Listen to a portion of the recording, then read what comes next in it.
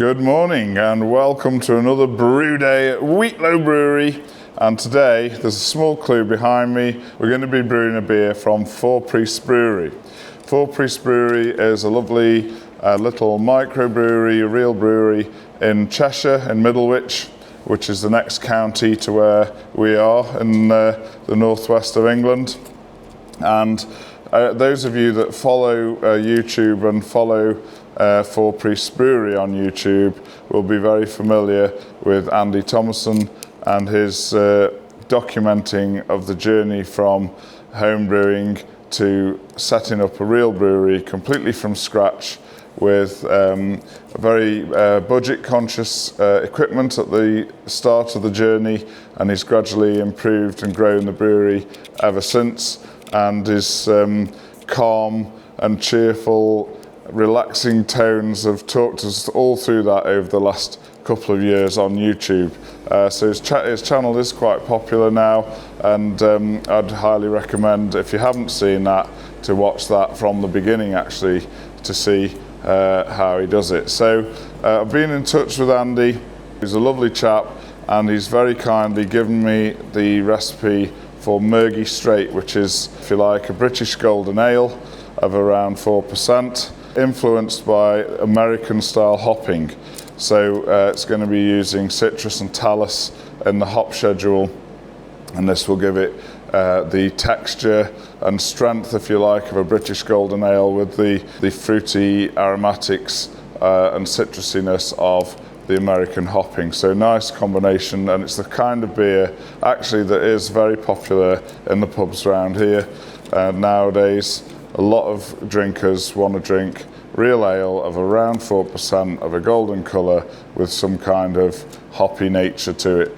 And if you're starting off brewing and trying to sell cask to pubs, that's a very good starting point to have in your portfolio, certainly, to keep the demand going from the start. Andy works full-time in a job as well as running his brewery, and he's also just taken on a bar as well as having the taproom at the brewery. So it's really interesting to follow his journey and to see where it might lead, in fact, in the coming years. He's also recently been the subject of a documentary on, I think, Channel 4, and I'll find that and I'll put a link in the description below, as well as a link to his channel.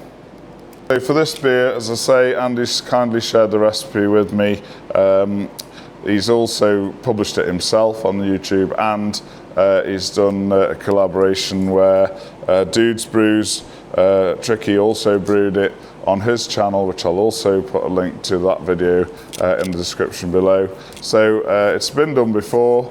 We're not groundbreaking here, but the reason that this is of interest to me is because we're so local to Four Priests Brewery. It's probably only 45 minutes away, and therefore this gives us the potential chance to not only brew this beer, but also possibly to get Andy to come and taste it. And that's what we'll be aiming to do in this video, is brew the beer, grain to glass, have the tasting at the end with the brewer himself here to taste it. And we may, of course, also, ideal if we can get some real Murgy Straight to taste it against. So it should make for an interesting video, and certainly an interesting tasting at the end, so stick with us. By the way, recently we went over 1,000 subscribers, which I'm told is a landmark in YouTube world, so thank you for that, and apologies to those of you who have been trying to subscribe but were unable to do so as our allocation ran out and you're unable to click the subscribe button. But we do expect that we'll have another block of subscriptions available soon, so the button to subscribe will be working again soon. So in the near future you should be able to do that again. But in the meantime, thanks for your support on the channel. It's really great to see, and a surprise to me, that people actually want to watch me or what I'm brewing or whatever it is that appeals. So thanks for that, and it looks like I'll probably have to keep doing a bit. Right, this beer that we're doing today, Murgy Straight malt bill, is now Andy uses crisp malts, I think, so it should be crisp extra pale Planet, I think that would be, but anyway, crisp extra pale, and that's 74% nearly, and then a little bit of Maris Otter to just add that bit more nuttiness and the Maris Otter sort of richness that you get from the malt bill. 16.2% of that, 7.8% wheat malt to give a bit of head retention, and a little bit of caramel, which again adds to the texture and richness of the beer at 2.4%. Andy's given me his water profile, so we're going to try and match that. He has very nice water in the county of Cheshire, so that will be something that we'll have to achieve through RO water and then add in the minerals as usual. And then this is all Talus and Citra in the hopping. Not going to be adding any bittering hops at the start of the boil, but 20 minutes from the end we'll be adding a good chunk of citrus and talus, namely 8.2 IBUs of citrus, 3.6 IBUs of talus. Then in the last 10 minutes we will also add 5.6 IBUs of talus and nearly 5 IBUs of citra, and then we'll ferment with USO5, and I expect that to be reasonably brisk. The beer will have an original gravity of a 1039, and then we'll dry hop with a good amount of citrus and talus. Looking at this, it's roughly, I'll put it on the screen, nearly 3 grams per litre. So I'm very excited to get this show on the road and mash in, and even more interested to see how this beer turns out and whether we can get anywhere near the real thing, do this lovely local beer justice in our emulation. So let's crack on, and I'll come back to you later.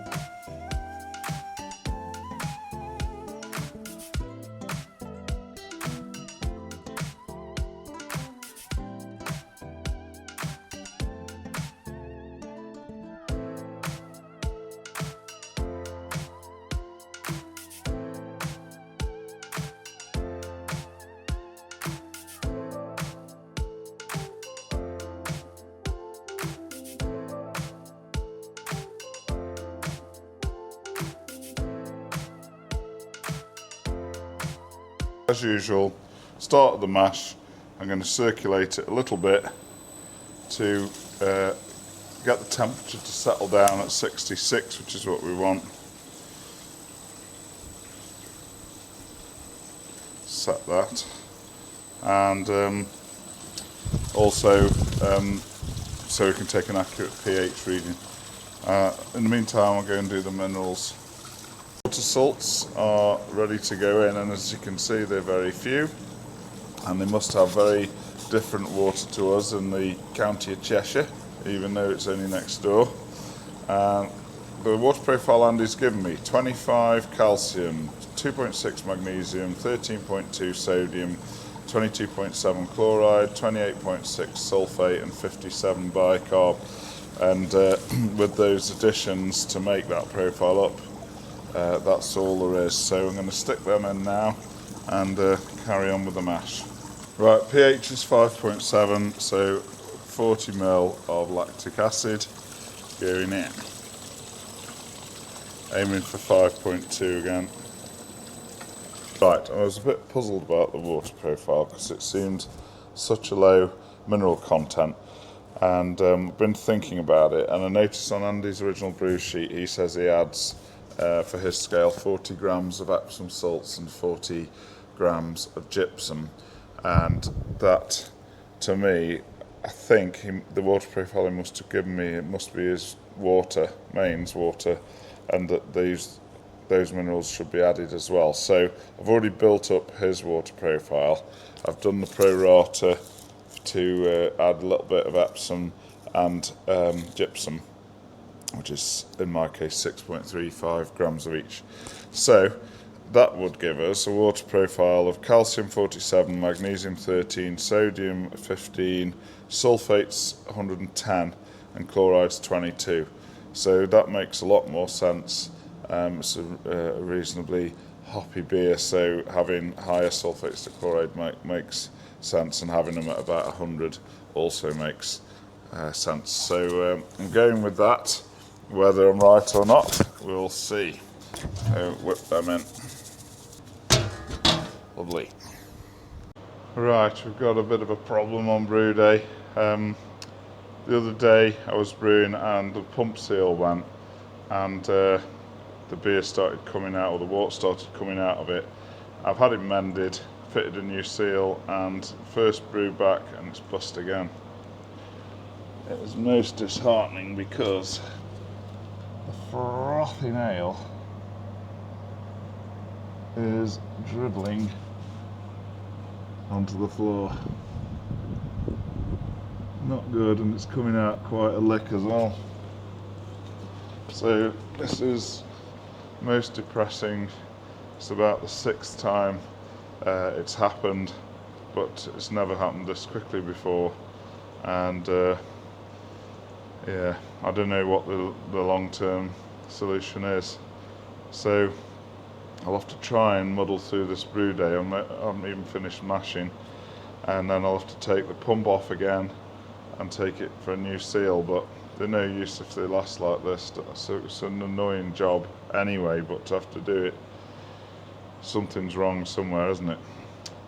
Such as the trials and tribulations of being a brewer and a maintenance man. Right, I've had about an hour and a half to calm down after discovering my pump is broken again and the seal's gone. Most annoying when I've literally just put it back on the brewery 2 days ago after having it mended. But anyway, I've counted to 10 and now I'm back. So how do we solve this problem? Basically, if I put the pump on and pump water around, then it it dribbles out. Can't say piss on film, can I? So it dribbles out of the pump, and if there's any kind of pressure, like pushing it through the heat exchanger, it's going to squirt out the pump. So I don't think I can, muddle through the rest of the brew day with it. The last time it happened, instead of putting it through the heat exchanger, I just pumped it through a normal pipe into the fermenter hot, and then cooled it with glycol. Not perfect, but it did work. It took about 4 or 5 hours to cool it to yeast pitch temperature, so it was viable, I think. The other option I've got is I've got a spare Blinkman Riptide, you call them, pump that I could maybe just plumb in temporarily with some pipes to get it through the heat exchanger and do the Whirlpool and that sort of thing.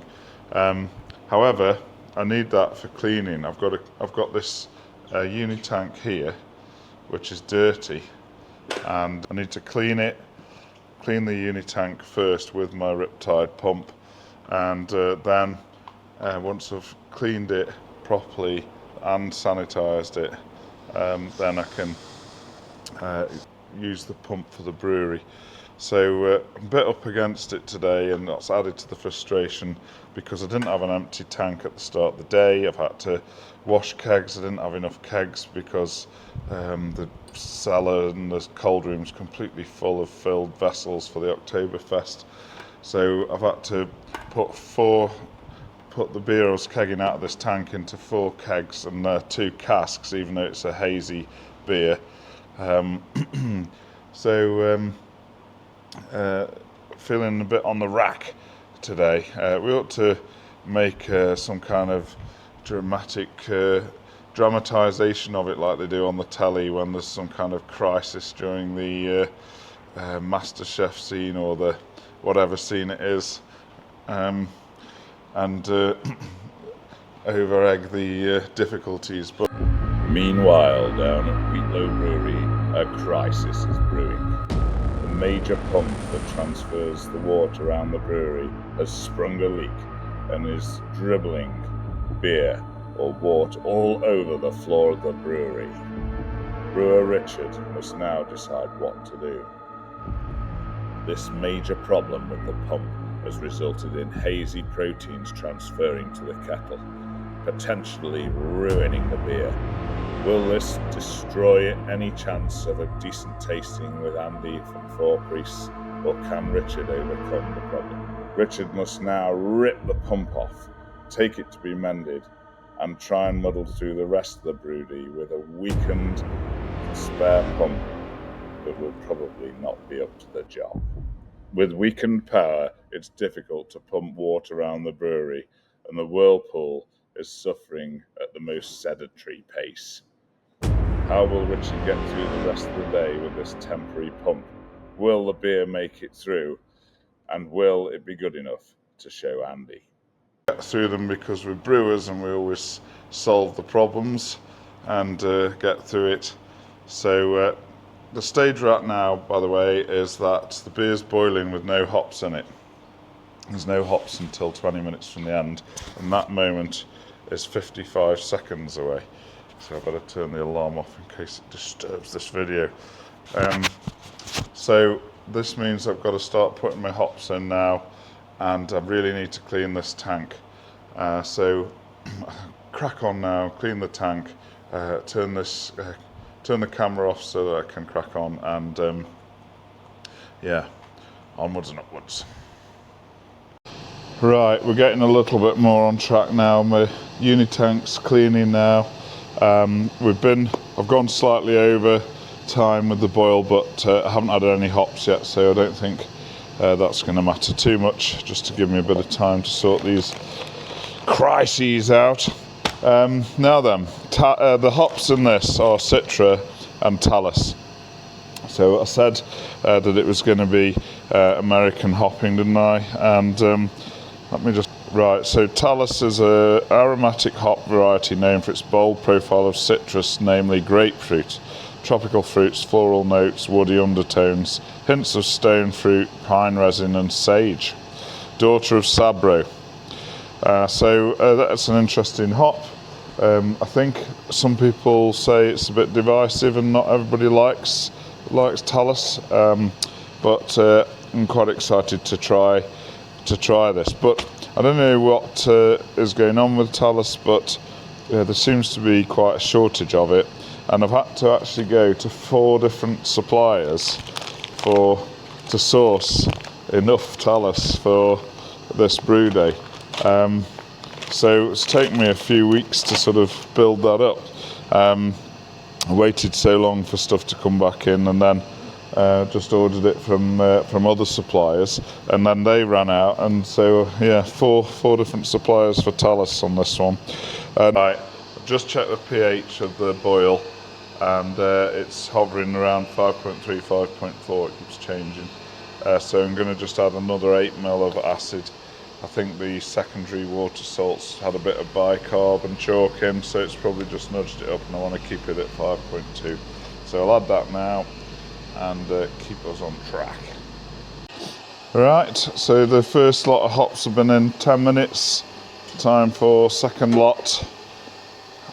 Another mixture of Talus and Citra, and also got the Protoflock in there as well. So whip them in now. Right, this, believe it or not, is the Whirlpool in action with my temporary pump.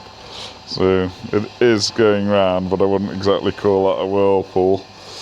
And have a look at the clarity of the wort, or lack of. This is because I didn't complete my Vorlauf how I would normally do so. Quite a lot of cloudy stuff came over from the mash tun. That means if we're not careful, we might have to call this beer Murgy Straight rather than Murgy Straight. But we're going to do the best we can with it. I'll let it settle after the Whirlpool, and hopefully we'll still end up with a clear beer. If not, I'm not going to serve it to Andy if it's not up to scratch, so it'll be a rebrew job when we've got the pump back on. But we'll see. I'm going to chuck the hops in now anyway. I've got a load of more Talus majority in this Whirlpool, 79 degrees. Chuck them in now.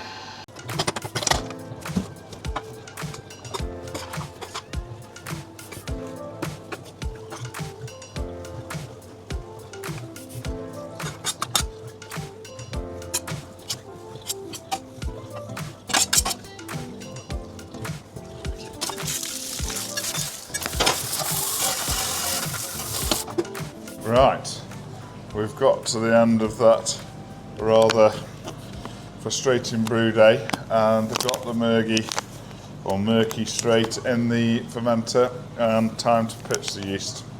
So SO5, going to give it a good pitch here of USO5. And that should get it off to a good start for fermentation. So I'm going to tuck that up now, and should be frothing away nicely in the morning. And let's hope that our woes on this brew are behind us now, and we can start progressing towards something nice. So 19 degrees I'm going to ferment it at, and I expect it'll ferment reasonably quickly because it's a good yeast pitch there, and also it's not very strong, so I imagine that it should ferment quite well. And then we've got a big dry hop to put in, or a reasonably big dry hop for a cask ale anyway,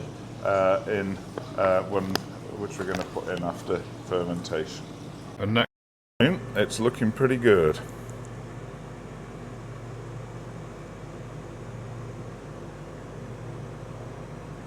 This is the Murgy Straight here, and the fermentation's gone really well, went off like a rocket with that good pitch of SO5, and it's down to the target final gravity of 1008 just 5 days later.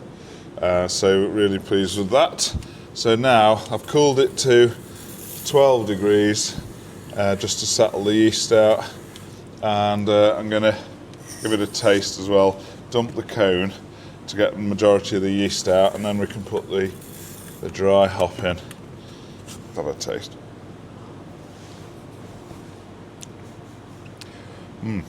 This is pre-dry hop, remember, so it's going to change, but Talus has got a very distinctive flavour. It is grapefruity, but it has got that sabro-y taste as well, that sort of bit of coconut. Unless I'm imagining it, but it's definitely a unique taste to that hop. Could probably see why it's not to everybody's taste as well. I quite like it. I see why the fermentation's gone well, because that is all yeast. I'm going to have to empty it and take a bit more out, I think. Right, the Murgy Straight's ready to put into casks. Fermentation's gone really well, about a week. Cooled it down to 14, whipped the dry hop in, and it's attenuated really well. Now it's on, I think, 1006 now. So I'm going to whip it in these casks and get it in the cellar so we can drink it urgently. Right, dry hop time, so I'm going to get them out the cold room, Talus and Citra.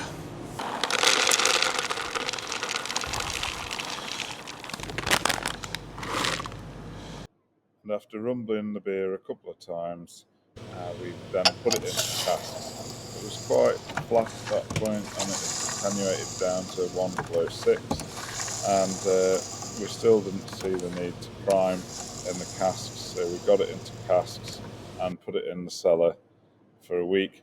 And as you can see, there's no lack of froth, i.e. no lack of condition, even without any priming in the cask. a little bit of secondary fermentation as just enough to give it the carbonation that gives it that lovely thick creamy head. It's pouring a beautiful pale golden colour and with a thick white frothing head with quite fine bubbles through the white sparkler with the slightly narrower 0.6mm holes. Beautiful, crystal clear. Thanks for coming down, Andy, to taste the Murg off. Take part of the Murg off. And we've got in front of you a pint of your Murgy Straight from the cask through the hand pull, and also my homebrew attempt as well. So it's only the second pint off the cask, and it's only just poured. I think it's clearing up. I think the third pint, the next pint off, will be even clearer. Beautiful head on both the beers, would you say? I would say so. Fine bubbles, nice and white. So through a sparkler? Through a sparkler, yeah, normal black sparkler. I would say you've nailed the colour. I think there's not a lot of difference going on there. I'm having to move around to get the light through it at different angles, but I think possibly the one on the right is very slightly paler. It's pretty similar, isn't Pretty it? close, I mean, I didn't pretty use crisp malt, I don't think either, so if there's any difference, you can blame that. I think, I can't remember now, I'll have to look it up, but I used Simpsons or Muntons. Yep. So, aroma? Which one are we doing? We're just comparing. Compare them, yeah. Similar, very similar, really. You must have a more finely tuned nose, because I'm not getting a great deal of difference at all. No, Talus is distinctive though, It is, yeah. What was the brew length for this then, for you? How much did you produce? 130 litres. Okay. And did you scale the original recipe exactly? Yeah. No tweaks? Yeah, no tweaks at all.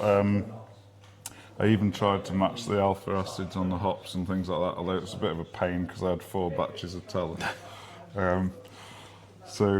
All good. We're going for this one then? Yeah, can do. Okay, let's go.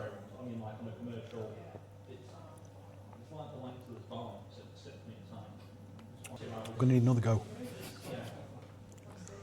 The flavours there, I think. See, I wasn't really focused on which one was which, right? But I would say, I mean, it could be mine, but the body's different than mine. I think it's a bit lighter. Lighter. Yeah, that one, I think. If you correct me and say that is mine, I'd still be happy with it. I don't think it's massively different. But what temperature? It's probably a touch cold because my cellar's just it's about 9 or 10 Okay, at the moment. yeah. So it is too cold, but I had it cold for the Oktoberfest. Yeah. I forgot to turn it up. Should we try the other? There's a little bit more body to it, but there's also a sort of a slight sort of cereally note to it, a graininess that I'm not getting with that one. Or am I imagining that? This is why I don't do beer reviews. I'm rubbish at beer reviews. I know, I'm very much in training, I must admit. To be honest, you'd be happy with either, I would have thought, wouldn't you? If I'd have brewed that and served it at either our place at the taproom or our new bar in Sandbach, I doubt anyone would notice the difference between what they've drunk previously. I get sent quite a lot of Murgy Straight from home brewers. Yeah, I do. I get bottles turning up on a regular basis, and I've not had one yet, which has been even close. Really? Yeah. Yeah. Nice in their own way, but definitely not Murgy Straight. Right, okay. I think tricky then. How was this one? I'd have thought that would have been good one. Dude's Brews. Did he send me that one? I can't remember. It's a They while ago were now. brewing 20. He definitely brewed it. Did he send me some up? I think he did. I think he did. I'll have to go back and check my notes. I mean, we all love tricky, but I'm not quite sure that beer sort of stood out He's made some far better beers than that, I think. But cask is what I like to do, isn't it? So it's and how can you compare them if one's a bottle and one's cask or whatever? Because the carbonation just changes the flavour of a beer, doesn't it? Yeah. I'd have to go back and check. When I must have had 30 people made it. Yeah. Have you? Yeah. It's amazing. I bet you were glad when I asked you that. Next victim, please. Brilliant. No, I would gladly serve that as Murgy Straight in the pub, and it's the same. It's the same beer. You know, there's always some variability. I'm pretty consistent batch to batch, I would say. But you know, occasionally you'll get one that's, you know, there's a subtle difference. I know it's there. I mean, when you've got them side by side, you can detect a difference. Yeah. But could you from memory? Well, possibly you could, because you're tasting it every day or week or whatever, aren't you? I think I might, but I don't think many other people. I don't think many other people would be able to, unless they're consuming a lot of it on a regular basis. And which one are you plumbing for as yours, and which one is not yours? It's the test, isn't it? I think this one's mine, and I think that one's yours. Yeah, well, that's correct. Thank God for that. After everything I've said. I'm impressed. The colour may just be down to the different maltster. I mean, I'm crisp. Well, the first thing I should say is I think it's an absolutely beautiful beer. Thank you. I think the recipe is great, and I've enjoyed doing this claim because I've learnt about Talus, which I'd never used before. Unique flavour of hop, and this is combined with Citra, so you've obviously come up with a good formula there for combining those two hops. Like most things, I'd love to say I discovered how to pair these two together, but I didn't. It was a very different beer. I think it was from the Wild Brew Company, or Wild Beer Company, I think it was called, Wild IPA. Hello, doggy. Wild IPA. And they had a Citra Talus combo. And I'd only drunk it a couple of times. I think we were out in Knutsford or somewhere, and I discovered it for the first time, and I just thought it was a great combination. So that was a lot more hop forward than this. The idea behind this beer was to try and create something that was, accessible to rural Cheshire ale drinkers. The idea of converting people from even Carling, some of the biggest sellers in some of the bars in Sandbach, with something that looks, almost lagery. What I didn't want is for them to lift a glass and go like, wow, and get this smack in the face from the hops. I wanted subtle, and the same with the taste. I didn't want to go for bitterness. There's no hops in the early part of the boil. We don't put any, as you know, because you brewed it. We don't put anything in until 20 minutes. It's quite unusual, though, isn't it? Well, it's more modern, perhaps, way of doing it, isn't it? It is, and it's not like we were trying to create a low ABV New England IPA, because I didn't want it hazy, and I didn't want such a big dry hop that the aroma would be off-putting to someone that just wanted beer that tasted like beer. But it worked. We've converted people that had never strayed beyond mainstream lager brands, and they drink this all the time now. No, that means they've done a lot of good to the world, then. They come in the tap room, ask for a lager. Well, we've got a lager on now, under protest. It is, I think, one of the best lagers that you can buy. We have a luxury German lager. But if they're not sure what they want to drink, what have you got like Carling? I'll just say, try this. It's nothing like Carling, but they'll stick with it. Yeah, I do find that with a golden ale, people can be persuaded, can't they? It's a sort of a gateway beer. I think if you like crisp sort of lagers, having an old speckled hen's a jump too far, isn't it? Exactly. But something golden and drinkable. Yeah. Right. Yeah. I mean, if you're given that and Carling side by side, I mean, I know what I I'd can't do. remember if I've ever had a Carling, to be honest. So yeah, I think it's a really nice beer, and it's really. I drink a lot of golden ales in the pub. If I go to the pub, I'll always pick the guest ale that's about 3.8 to 4.2 golden, and I think this Talus citrus combination is a bit unique, and just hopefully stand out from the crowd, and it's a bit of a different beer. So I think it's a good. It was the first beer we brewed commercially.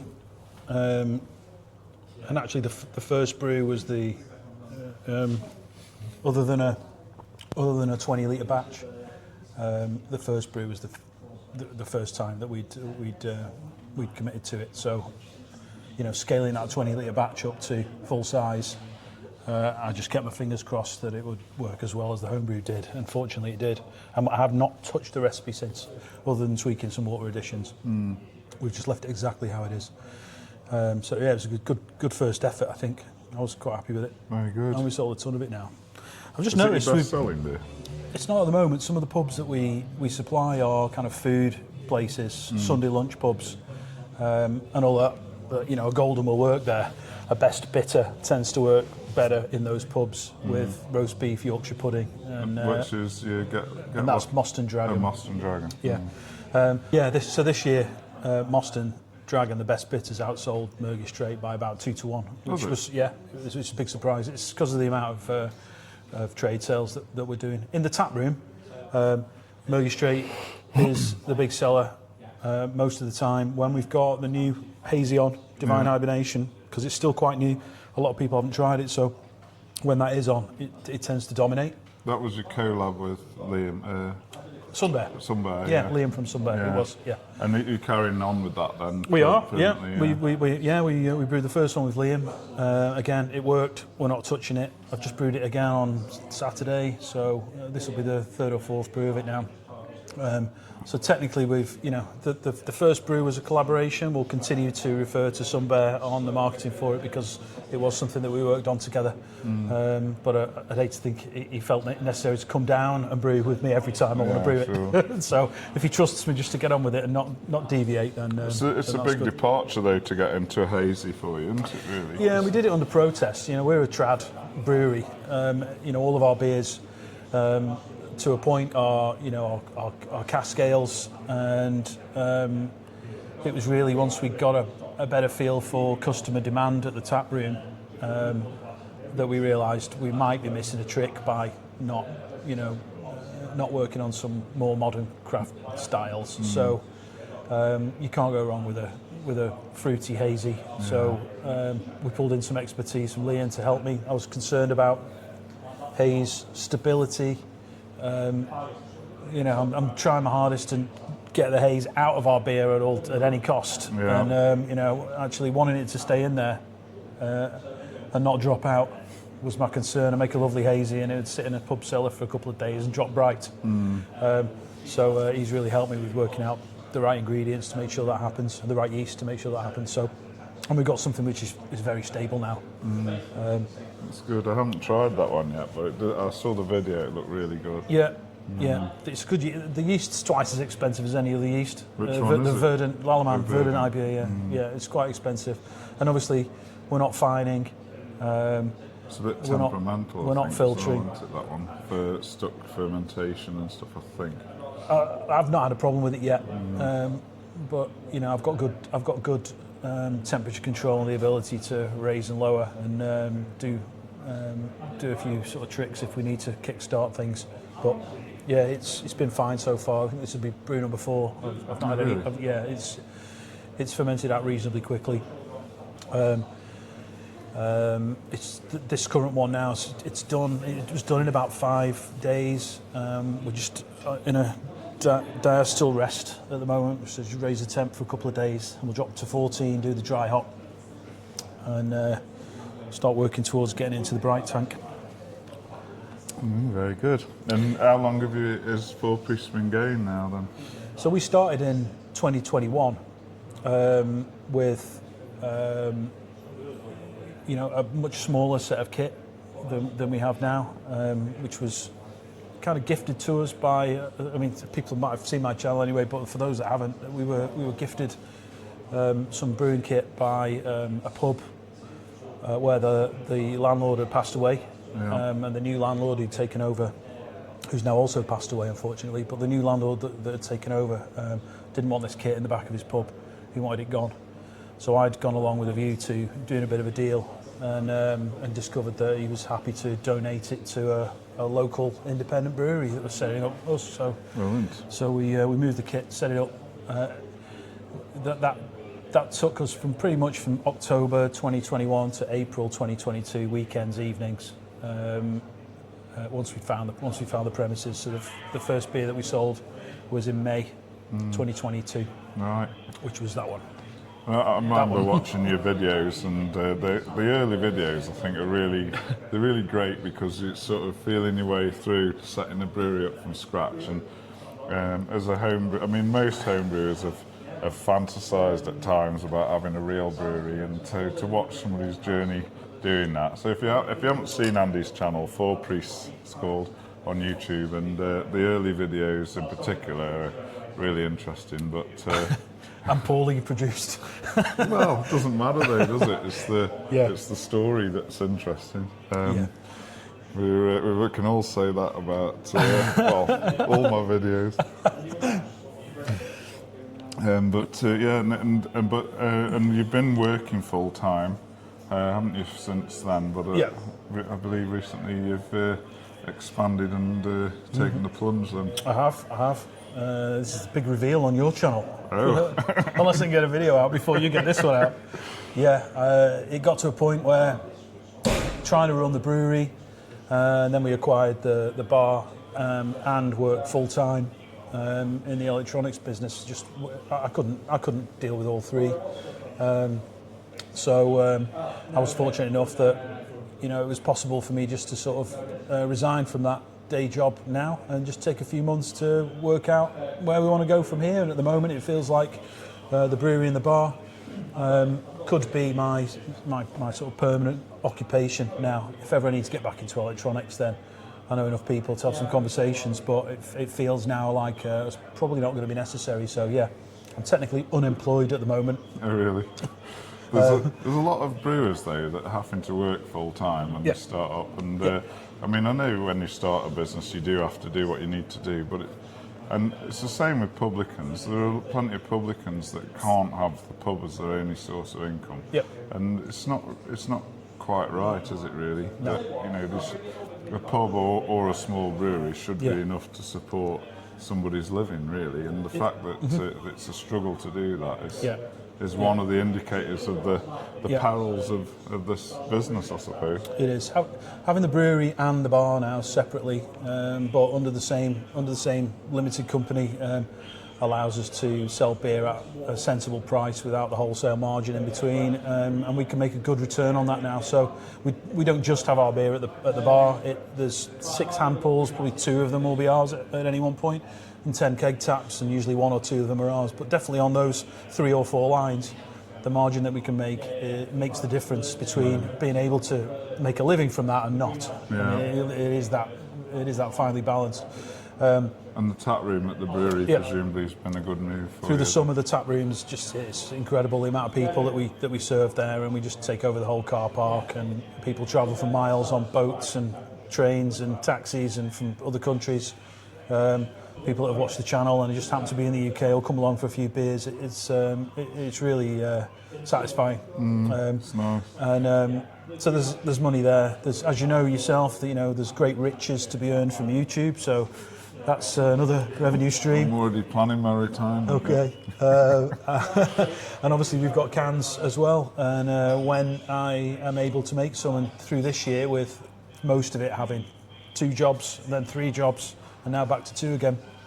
Keeping on top of can availability has been a nightmare. But when we've got cans, then again that really helps to make a meaningful living from it. So we're back on that at the moment, canning like crazy at the moment, trying to make sure by the 1st of December we've got cans ready to go out. Yeah, it is hard work. Canning, man, it's what I do here for the few I do, and it's temperamental. Yep. Getting your carbonation right and how much they sort of froth over, and then the carbonation in the can after all that, and then it's a live product, unfiltered, unpasteurised.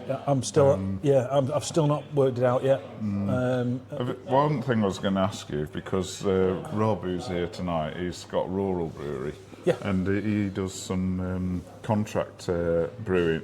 Cuckoo brewing, if you like. He's got his own brewery, but if he has a big batch of cans, he'll get someone to do it for him, brew it and can it. And I just wondered if that would be an option for you. The mobile canning services that will come, hook up to your tanks and can it outside or in your building or whatever. And it's, for me, it's not really been about the time.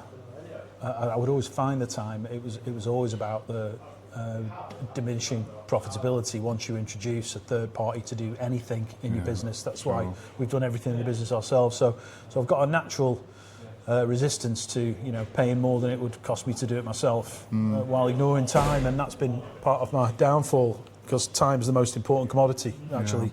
The other option is another brewery that we work with, based in Warrington, who've got a 400 litre tank, which they'll deliver, and it's clean, sanitised, purged. We just move our beer from our tank into it. They take it back to their place, can it, and return it. Works out slightly cheaper than an on-site canning. That's quite useful, because 400 litres, because normally 1,000 for a lot of minimums, isn't it? Yeah, they have like a Grundy tank for those that remember my old tanks. It's the same as that. It's a 2.5 barrel. Cellar tank essentially, on a skid, so they can forklift it on and off the back of the truck. That's useful. And it is for me, because it's exactly half of my brew length. Yeah, so you still get some I can cask half and send half off for canning. At the moment, what we're doing is we're moving the whole batch into a bright tank, then we're dropping how many casks out that we need, and then the remainder, the residual that's in the tank, then we're carbonating that, and then kegging some of it, canning some of it directly from the tank. So it's quite complex, lots of different products from the same batch of beer. And at the moment, I've fallen into the trap of kegging beer for later canning. Yeah. But again, we're not filtering. There's still some yeast in there. There's a bit more carbonation maybe still to go, because there's some secondary taking place. I think maybe I've been a bit quick to package it. So I tried to do a lot of cans of our cross stout today. No chance. Too fizzy. Foam party, yeah. Once it's like that, it's hard to decarbonate that. Once you can't put the fizz back in, I'm trying to increase the gas pressure, because I'm getting bubbles in the line. I can see it.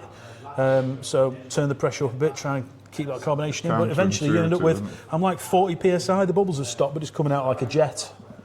So what I'm doing right now, is I'm degassing some of the kegs every day, just letting the top gas out, let it settle for a day, just let some more gas out, let it settle for a day, and I'm hoping within 4 or 5 days I'll have knocked enough gas out of it that I can actually get it back on the canning machine. It's just tedious though, it really is. And have you done that at warmer temperature then? Yeah, it should decarbonate if it's warmer, but the cold room's not much warmer in the brewery now, is it? The cold room's set at 12 degrees, so the kegs are in the cold room at 12, and then the canning line goes through the line cooler that we would normally serve beer on, so that drops us down to about 4. If I put it through a long loop, like a lager loop in the glycol chiller, I can get it even colder. That definitely has an effect, but if I'm having to blast it out of the nozzle, it's just pure foam. They look great. It's full, and you lift it up and go, a bit light. And I put it on my little scale. I'm like, 24 grams, wonderful. I've been canning this week, and I've had all sorts. I know now why I don't do it very often, but I'm going on the Hop Edition podcast soon, so I'm hoping I can send all the lads some cans so that they can taste the same thing. What I'm doing right now, though, is the one that I've just tested today that did work is a batch of Get Lucky. So we've filled the tank with Get Lucky. I've dropped the tank temperature to 4 degrees, and I've put 22 psi of top pressure only on the tank. And I've left it for 6 days. I just dropped one keg out, took the keg straight into the cold room, hooked it to the canning machine, and it was perfection. Right. So that's the model I'm going to apply to all of them now. Get it to 4 degrees, 21 psi, 6 days. And if I don't change anything, hopefully that'll work for the next batch. Yeah. It is a dark art though, isn't it? I just noticed as we were drinking these, I noticed that yours was going down far faster than mine. I can't possibly comment.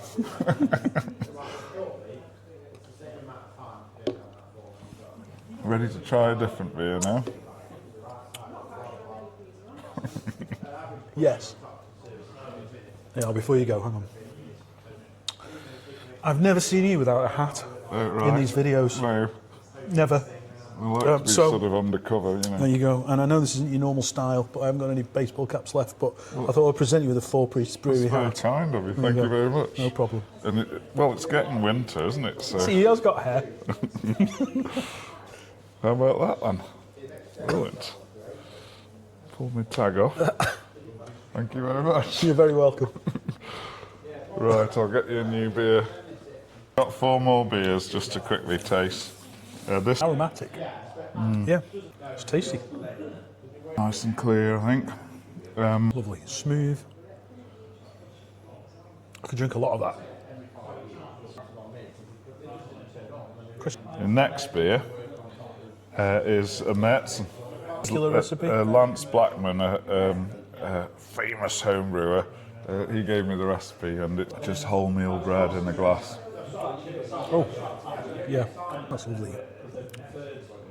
I'd wear that as aftershave.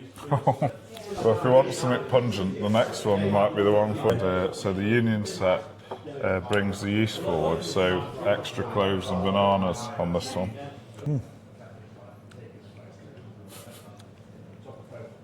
There's some banana going on there. Gorgeous. Quite a diverse selection there. Sort of. We've got a German Pils to go, and a hazy. I may as well just get them whilst we're on a roll. Let's go. German Pils style. It's quite refreshing. That is. I struggle to get excited by lagers. Don't overcomplicate a ham sandwich. That's the first one I finished. Well, that's good. That's a good indication. Andy, there's another frothing ale. Yes, thank you. Frothing ale. Frothing it is. Look at the froth. I'm having a good smell. I'm not getting huge amounts of anything. I'm getting a nice aroma, but I'm wondering. Oh, me. Why doesn't it smell of anything? That's mega. I know. That is an explosion. Drinking beer, sir. Frothing. Porter beer. Cheers. How's the beer, Al? Beautiful. Which one are you on? The real one or the real one? The real one. Which beer are you on, Nate? I'm actually on yours, Richard. And? So, really, really nice. It's so hard to tell the difference between the two. One of them's a little bit more hoppy, but I can't quite work out which one yet. So I'll have to keep trying. It's good if it's near though, isn't it? Really good. What's your favourite beer, John? Wow, I've enjoyed the Frosson. I've enjoyed the dual Murgy Straight, and I can't pick between them. But I'm super sold on the retro Oktoberfest from all of about 10 days ago. Snyder Weiss. Super. My Clever favourite man. is the lack of graininess works better on that one. And I think that's down to the malt that we've used. I've used one brand. Say they were very good. They were both very similar. There was nothing in it. If you had one pint of yours and then the next pint of Richard, I don't think you would. Right, which one's which? Right, that's Frosson and that's Milson. Maybe that one's slightly more opaque than that one. That is a bit, but it's pretty close.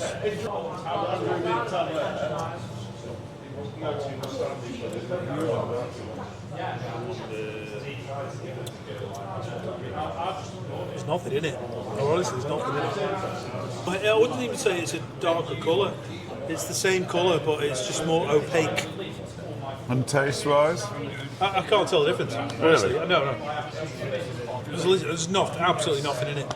Like I said, I don't do beer reviews because I'm a bit rubbish. I like what I like, but I cannot tell the difference between those two for taste. No way. Brilliant. I suppose if you're trying to clone beer, that's what you're aiming for, isn't it? Well, if you try to clone it, yeah.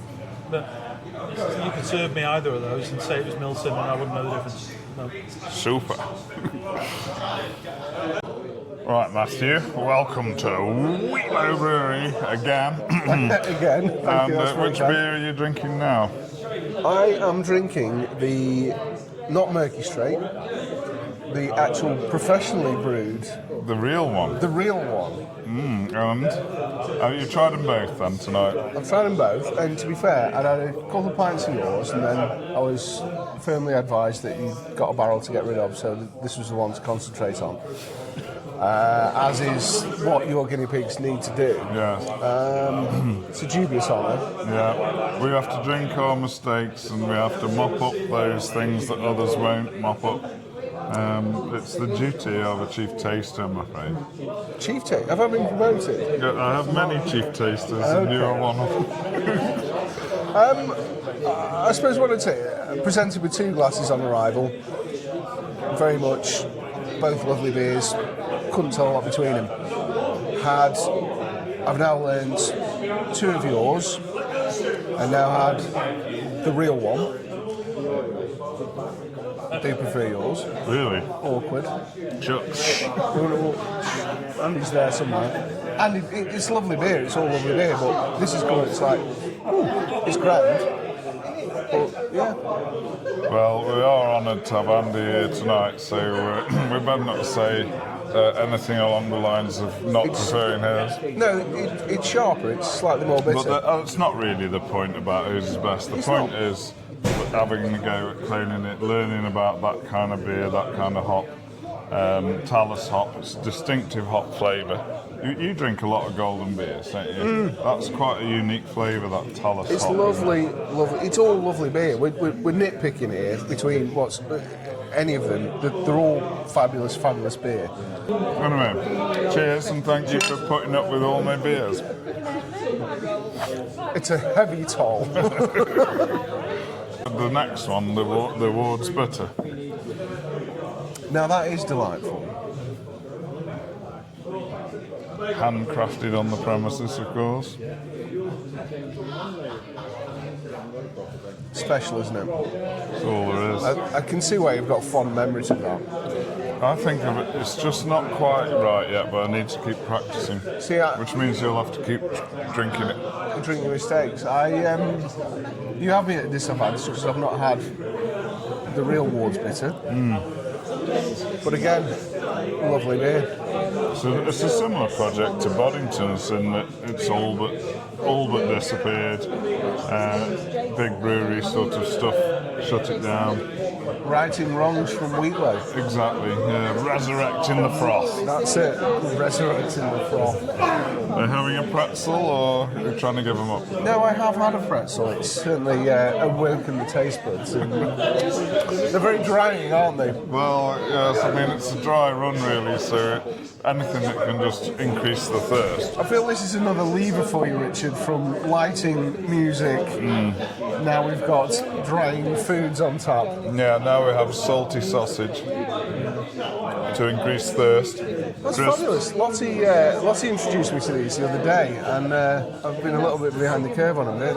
They're really good. Good beer snacks. Right, well that's the end of this week's video. Somewhat longer, I know, nearly an hour. Let me know what you think about that. Is that too long? Should I split the video into the brewing and the interview when I do this kind of style? Is there too much in the tap room? Just random stuff, or the interview's too lengthy? Just let us know in the comments and we'll tweak it going forwards to how you like it best. Anyway, Murgy Straight was a beautiful beer. Andy's a really great bloke. We had a super night in the tap room. My neighbours were also really pleased to meet Andy and talk to him, and it was nice to introduce Rob from Wheatlow Brewery to Andy as well, two fellow microbrewers. So thanks for watching again. I think the subscribe button is working now, but you could check that, and give us a like, leave us a comment, and we'll see you next time. In the meantime, I'll just say frothy ale. Cheers.